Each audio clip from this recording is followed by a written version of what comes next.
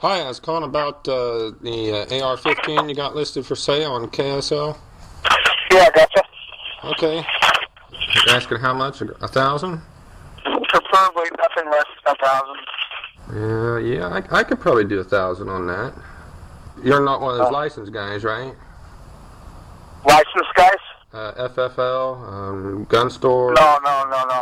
So, I was kind of curious if I get in trouble for selling it on the internet or whatever, so I don't even know. okay, yeah, so no background checks, you know. No background checks. Yeah, that's good, because I probably couldn't pass one. Yeah, if you end up using it on somebody afterwards, I might have to use my other gun on your ass. Yeah, you don't need no background check or nothing like that. Okay, can I call you back and set up a time where we can meet with this? Yeah, call me back around 6. Around 6? Yeah. Thanks. All right, 6, bye.